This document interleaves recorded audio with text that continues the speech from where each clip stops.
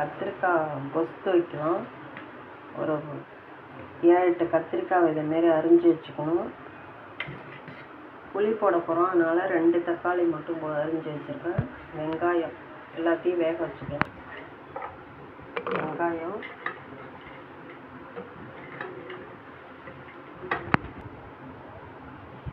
வெங்காயம், தக்காளி, கத்திரிக்காய் எல்லாத்தையும் போட்டு 3 விசில் வச்சுக்கலாம். எல்லாத்தையும் போட்டாச்சு. கம்மியாக தண்ணி ஊற்றி வேக வச்சு எடுத்துக்கலாம். அதுக்கப்புறம் பார்க்கலாம். கொஞ்சமாக இந்த அளவு தண்ணி வச்சு 3 விசில் வச்சு எடுத்துக்கலாம்.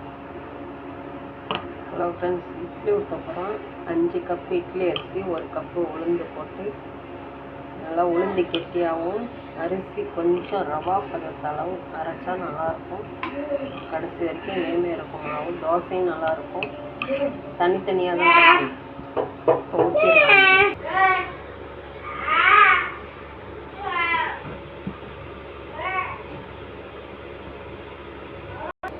துணி போட்டு ஊற்றினா தான் எங்களுக்கு பிடிக்கும். இதேமாதிரி தான் ஊற்றிக்கணும். இதெல்லாம் கத்திரிக்காய் வெந்திருக்கணும். நல்லா மதிச்சிக்கலாம். புளி இந்த அளவு கரைச்சிக்கணும். சாம்பார் பொடி, கொஸ்து எல்லாத்துக்குமே போடலாம் இந்த பொடி. நம்ம கொஸ்து தாளிச்சிடலாம். 2 காஞ்ச மிளகாய் எடுத்து இதேமாரி கிள்ளி போட்டுக்கணும். கடலை பருப்பு இந்த அளவு,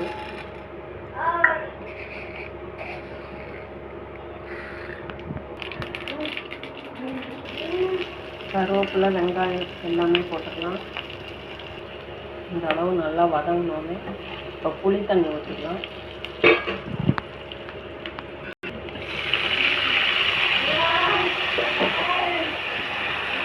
ஸ்பெஷல் சாம்பார் பொடி போட்டுக்கலாம். இந்த அளவு நல்லா புளி தண்ணி நல்லா சுண்டி வரணும். இந்த அளவு வந்த பிறகு நம்ம கத்திரிக்காய் போடலாம். கத்திரிக்காய் இதுமாரி கரண்டியால் தான் மசிக்கணும், அரைக்கக்கூடாது. இதுமாரி அரைக்கணும். நீங்களும் இந்த கொஸ்து ஒரு வாட்டி செஞ்சு பாருங்கள்.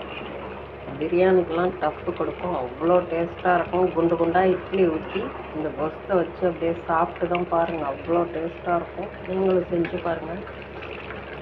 இது எல்லா ஹோட்டல்லையும் கிடைக்காது. சிதம்பரம், கும்பகோணம் இந்த மாதிரி இடத்துல தான் கிடைக்கும் இந்த கொஸ்து.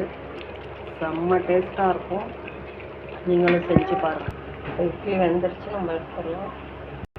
கொஸ்து கொதிச்சுட்டு ஒரு 2 நிமிஷம் தான் போகும்.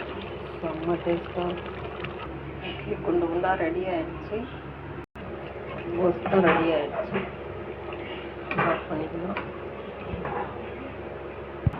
இட்லியும் கொஸ்தும் ரெடி ஆகிடுச்சு. குண்டு குண்டாக இட்லி கொஸ்து சூப்பராக ரெடி ஆகிடுச்சு. நீங்களும் நான் சொன்ன அளவே செஞ்சு சாப்பிட்டு பாருங்கள். 1/4 கிலோ கத்திரிக்காய் தான் போட்டோம். இந்த வாளியில் இவ்வளோ வந்துட்டு பாருங்கள். ஒரு 6-7 பேர் சாப்பிட்லாம். டேஸ்ட்டாக இருக்கும். நீங்களும் செஞ்சு சாப்பிட்டு பாருங்கள். தேங்க்ஸ்.